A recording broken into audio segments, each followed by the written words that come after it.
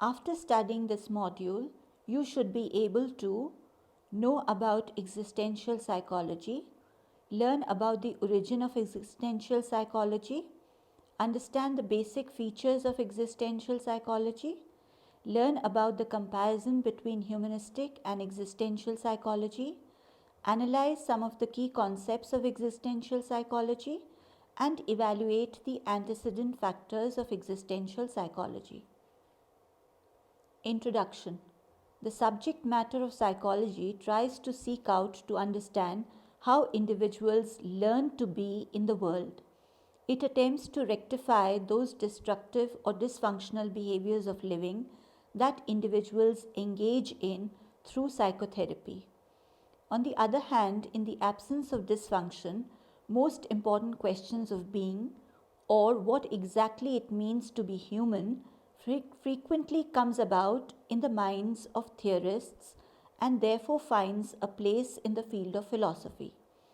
Nevertheless, the field of existential psychology assimilates both the questions of philosophy with the basic features of psychology.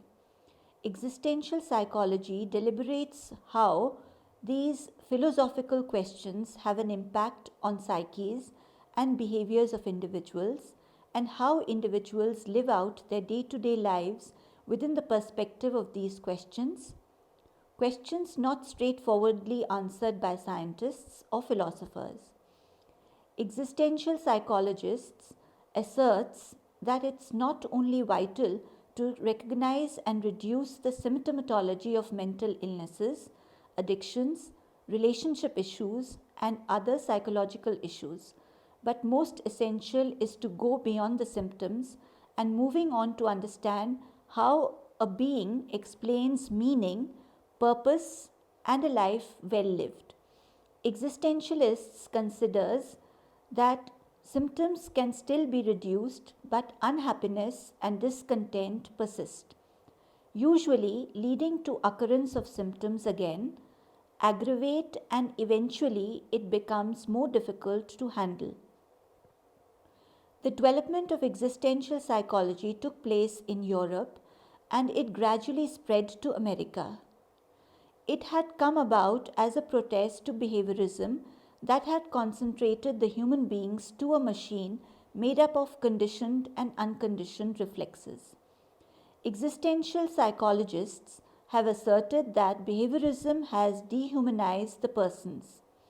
They reason that the basic nature of the person is human, and in a bid to be scientific and experimental, one should not forget about this basic nature of human beings. This module may be summarized as follows.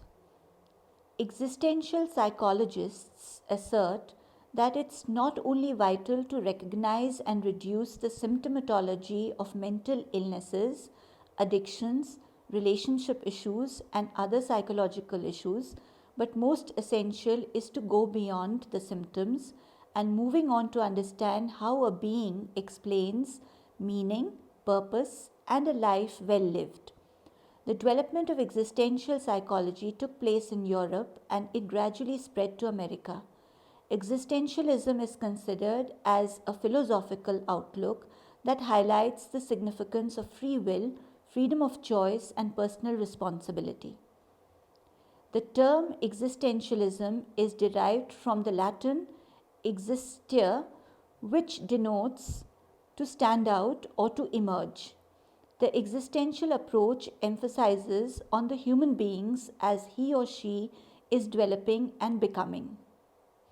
For existentialists, a basic unity exists between individuals and their environments.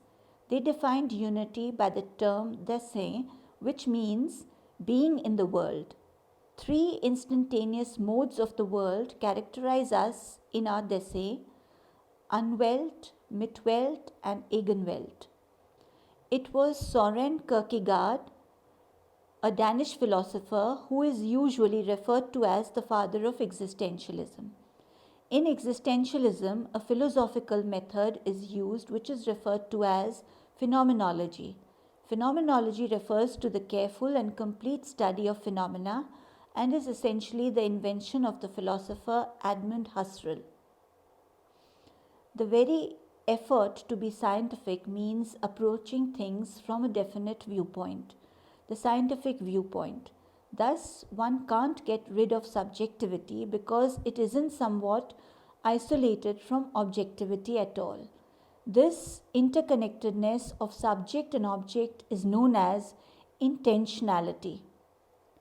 According to existentialists, to live authentically refers to being aware of one's freedom and duty to create oneself, of the unavoidability of anxiety, guilt, and death. It deals with accepting these things in an act of self affirmation. It means involvement, compassion, and commitment. According to existential psychology, life's meaning is under no circumstances fixed and is continuously being created and recreated. This perspective attempts to understand quite a lot of basic human dimensions, some of which are the capacity for self awareness, freedom and responsibility, creating one's identity and meaningful relationships with others, the search for meaning and purpose, and lastly, awareness of death. As we are aware that both the existential and humanistic psychology are together called the third force in psychology, still, despite some similarities, these two are slightly different movements.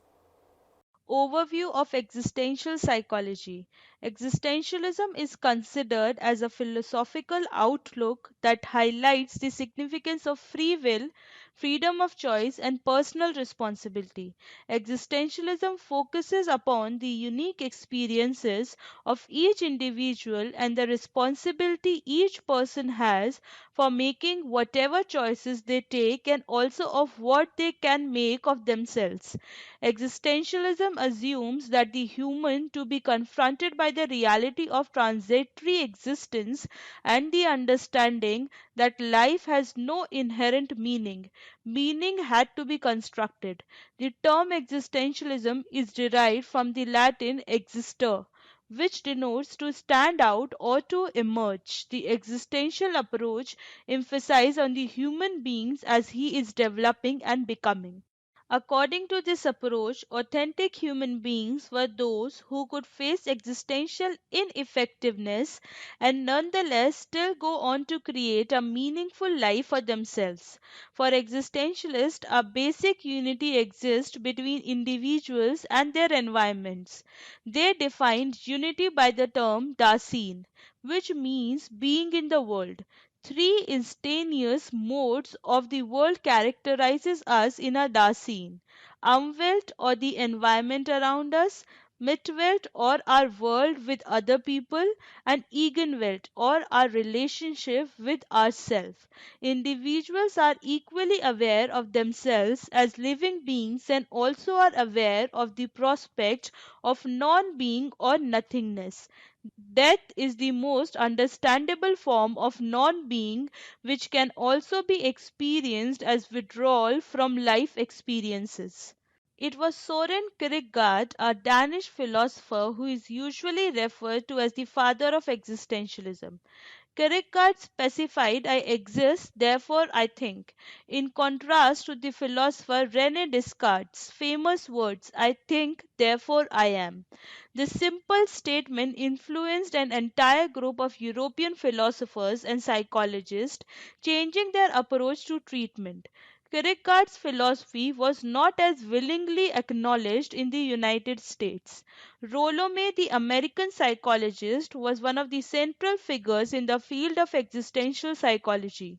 It was he who introduced the concepts and ideology of existentialists in the United States to other prominent psychologists and well-known philosopher William James. It was James who believed in the key component of existential psychology, which was of free will.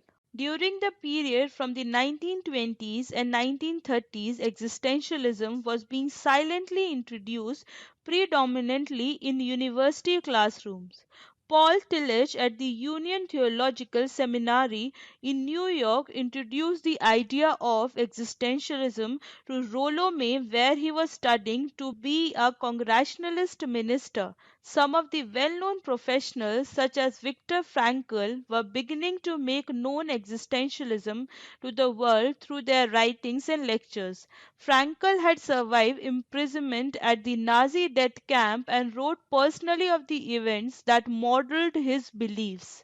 In the American Psychological Association APA Symposium on Existential Psychology and Psychotherapy on September 5, 1959, many prominent theorists like May and fellow psychologists Abraham Maslow and Hermann Felfel participated, and it turned out to be a significant landmark, as because of which the idea of existential psychology and its term began to spread the forefront of psychological thought and practice. Existentialism reached its prominence during the 1930s and 1950s in Europe, but after the symposium, the word existentialism had become one of the buzzwords of psychology in the 1960s.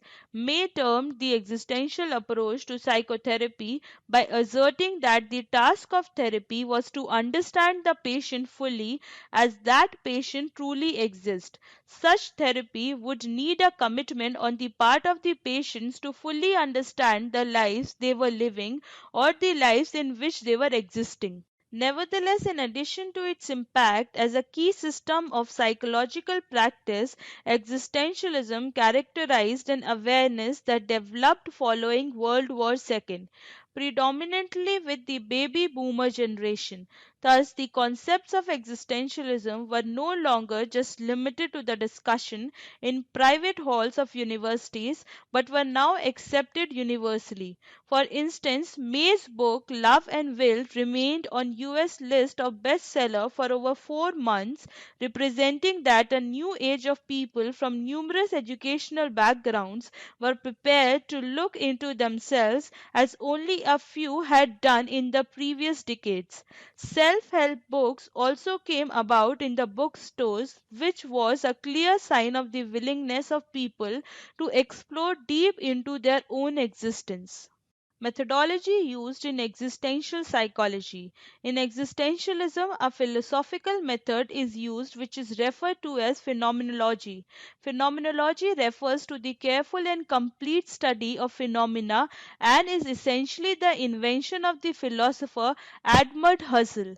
Phenomena are the contents of consciousness, the things, qualities, relationships, events, thoughts, images, memories, fantasies, feelings, acts, and so on, which we experience. Phenomenology is an attempt to allow these experiences to communicate to us, to make known themselves to us, so we might refer to them in an unbiased manner as much as possible.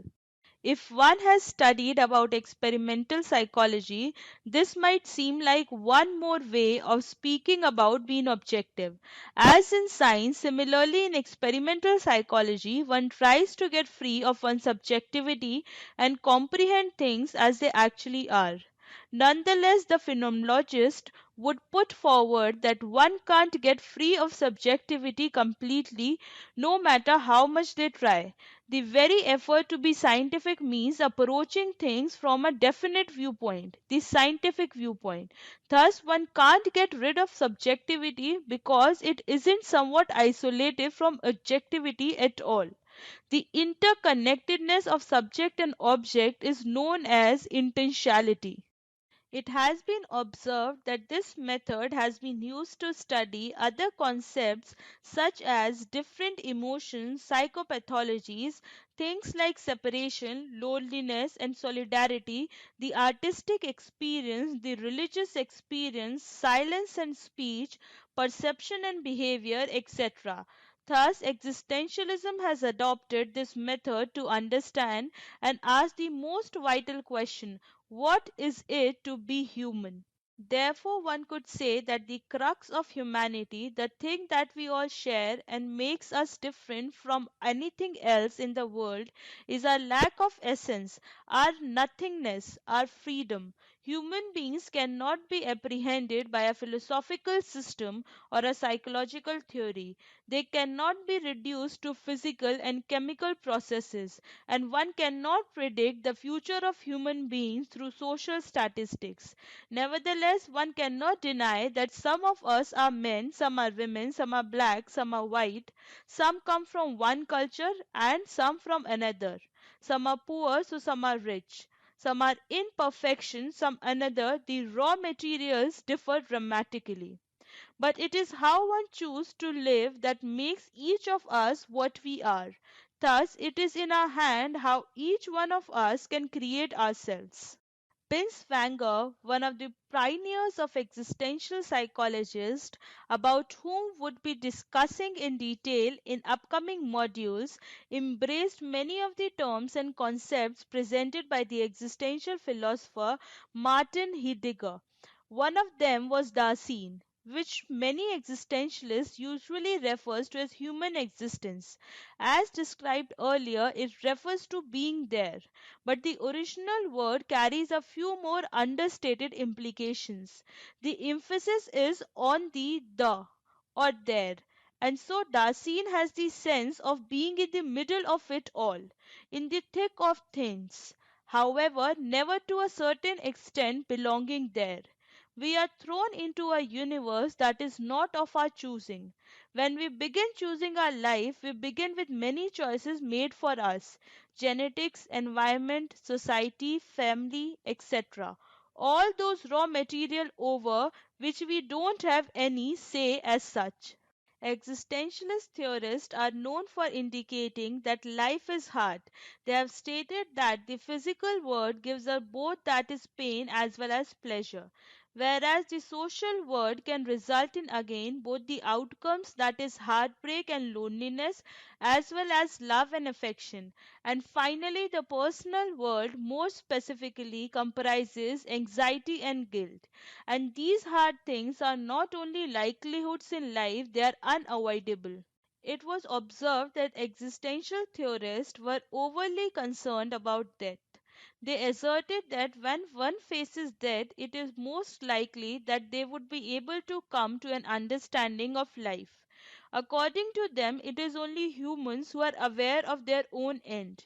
When one becomes aware of mortality, one may initially shun away from it and try to forget that it is a reality by getting busy in the day to day activities of the social world. From them, this will not work. For them, avoiding death means avoiding life. Existentialists believe that usually most of us, most of the time, live lives that comprise a denial of our full humanity, of our day scene, with its anxiety and guilt and death. They refer to this denial as inautonicity. Somebody who is living inautonically is no longer becoming, but only being. If life is movement, these individuals have stopped. There are as many ways to be inauthentic as there are people. But conventionality is the most common style of inauthenticity today. It includes take no notice of one's freedom and living a life or conformity and shallow materialism. If you can manage to be like everyone else, you don't have to make your own choices. You can turn to authority or to your peers or to media for guidance. You can become too busy to even notice the moral decision you need to make. Basic features of existential psychology.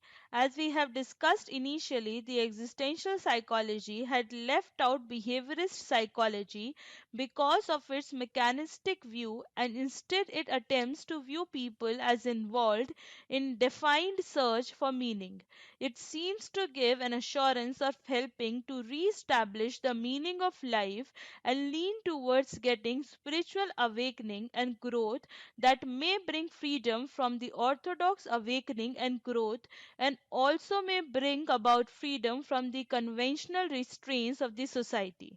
Some of the chief features of the existential psychology are: existential psychology attempts to understand the person as such an individual who exists as a being in the world, as Heidegger stated that the human beings is their being. Dasein, denoting that the human beings exist as the estimate of possibilities which open up as a world. The fundamental goal of existential psychology is to comprehend a person in his total existential reality. It takes exceptional attention to those problems and issues which are unique to each individual.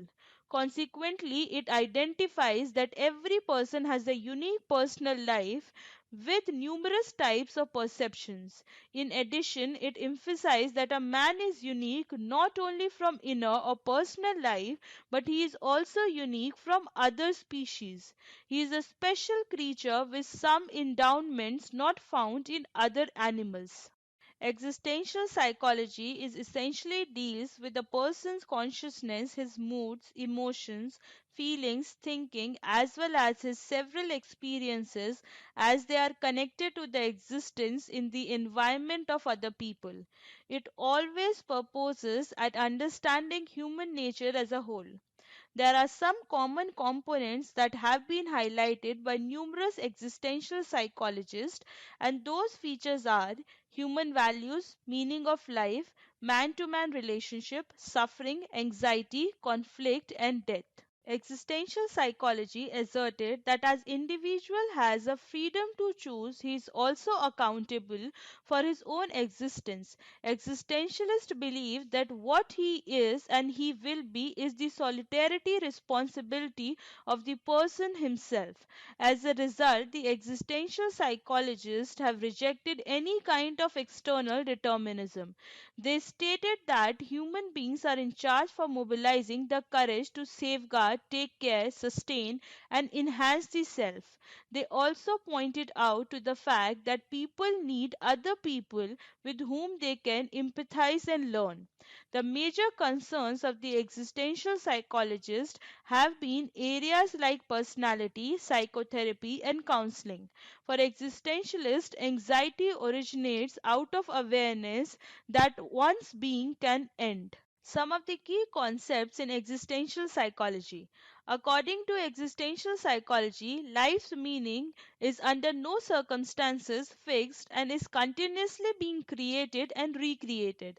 This perspective attempts to understand quite a lot of basic human dimensions, some of which are the capacity of self awareness, freedom and responsibility, creating one's identity and meaningful relationship with others, the search for meaning and purpose, and lastly, awareness of death.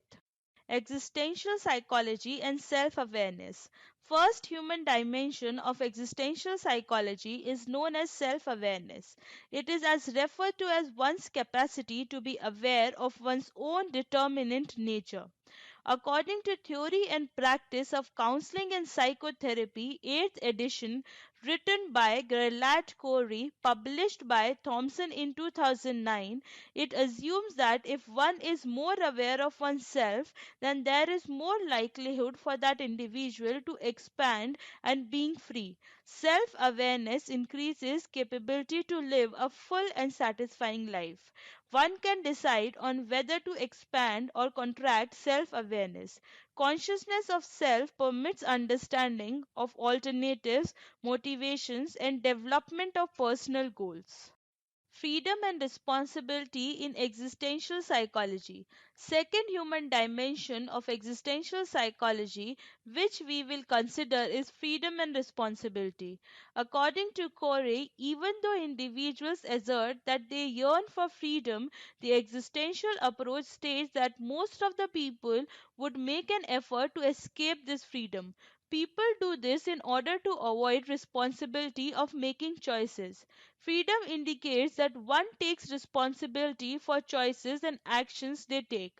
Development of freedom and responsibility results in having power over life's direction. The existential therapist assumes that one is being inauthentic when making an attempt to escape responsibility at the cost of freedom. Nevertheless, in reality, one is at all times free to make choices between actions and inactions.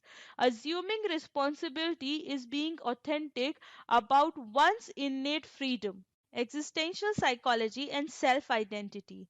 When one assumes responsibility with it comes the struggle for developing self identity and building relationships with others. Thus, the next human dimension of existential psychology is self identity. Self awareness allows forward movement in spite of adverse situations. Even though people are at the end of the day alone in their responsibility over their own life, and they also try to find affiliation with others, existential exploration can be seen as making an effort to balance the human need for self identity and also understanding with other human beings. Existential psychology and life meaning. One of the most vital human dimension which emerges when one tries to search for one's self identity is they eventually start looking for meaning in life. Corey believed that existential therapy includes questioning and possibly dumping one's old values. Still, this may result in feeling of emptiness and meaninglessness. Many therapists believe it is their concern to guide the client through this uncertain time of meaningless. The therapist may act as a support system for the client when they are in the process of creating a new meaning in life for themselves. Existential psychology and death. In conclusion, existential therapy concentrate on awareness of death. Corey asserted that in existential psychology, death is a central characteristic which has been given a lot of thought. For existentialists, death is inevitable and it is responsible for promoting motivation for human beings to live life to the fullest. Rather than fearing death as a threat, one can view death as something that is essential for life to have meaning. Some of current research on death has studied the probable positive effects of psychedelic drugs on dealing with the existential anxiety of confronting death. Therapists should talk directly to clients about death to show that death is not a subject matter that should be feared. Comparison between existential and humanistic psychology. The main points of similarities between the existential psychology and the humanistic psychology. Both the existential and humanistic psychology highlights upon the study of a person's inner structure, his experiences, images, feelings, cognitive abilities. Therefore, both lay emphasis upon subjectivism in psychology. Existentialist and humanistic psychology both stress upon the same method, that is, phenomenological method in studying and analyzing the inner structure of the person. Both psychologies emphasize upon free will of the person and considers each person as having complete freedom that brings a sense of responsibility to own life in a creative way. Existential and humanistic psychology both lay emphasis upon man's uniqueness and individuality. They both assert that each person is poles apart from other in approaching the objects and events of the world in his own unique way. Both the existential and humanistic psychology are concerned with treatment of mentally ill people. They consider that the personality disorganization arises when the person develops incongruence in the perception of several objects. Such incongruence in the long run have a tendency to disturb human psychological growth. Both existential and humanistic psychology are movements in psychology and not system of psychology. In spite of these similarities, there are some key features that are distinct between the existential and humanistic psychology. Those major points of distinctions are as under. The humanistic psychology underlines more upon the study of different types of needs, including the need for self actualization. On the other hand, existential psychology focuses more upon the study of being in the world for understanding the human nature. In comparison to existential psychology, humanistic psychology is more optimistic in elucidating of human nature and his potentialities. Both the psychologies also diverge from each other fundamentally with respect to the interpretation of motivation. Humanistic psychology has highlighted more upon the process of self actualization or self fulfillment of the individual. In contrast, existential psychology has stressed more upon the spiritual motives or spiritual mission that gives person his freedom, responsibility, dignity and superiority in his life. Let us summarize what we have learned. Existential psychologists assert that it's not only vital to recognize and reduce the symptomatology of mental illnesses, addictions, relationship issues, and other psychological issues, but most essential is to go beyond the symptoms and moving on to understand how a being explains meaning, purpose, and a life well lived. The development of existential psychology took place in Europe and it gradually spread to America. Existentialism is considered as a philosophical outlook that highlights the significance of free will, freedom of choice, and personal responsibility. The term existentialism is derived from the Latin existere, which denotes to stand out or to emerge. The existential approach emphasizes on the human beings as he is developing and becoming. For existentialists, a basic unity exists between individuals and their environments. They defined unity by the term Dasein, which means being in the world. Three instantaneous modes of the world characterize us in our Dasein: Umwelt, Mitwelt, and Eigenwelt. It was Soren Kierkegaard, a Danish philosopher, who is usually referred to as the father of existentialism. In existentialism, a philosophical method is used which is referred to as phenomenology. Phenomenology refers to the careful and complete study of phenomena and is essentially the invention of the philosopher Edmund Husserl. The very effort to be scientific means approaching things from a definite viewpoint, the scientific viewpoint.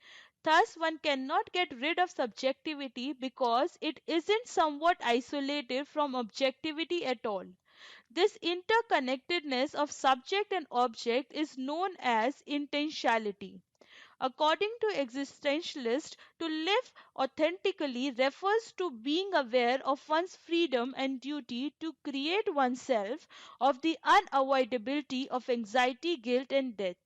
It deals with accepting these things in an act of self affirmation. It means involvement, compassion, and commitment. According to existential psychology, life's meaning is under no circumstances fixed and is continuously being created and recreated. This perspective attempts to understand quite a lot of basic human dimensions, some of which are the capacity of self awareness, freedom and responsibility, creating one's identity and meaningful relationship with others, the search for meaning and purpose, and lastly, awareness of death. As we are aware that both the existential and humanistic psychology are together called third force in psychology, still despite some similarities, these two are slightly different movements.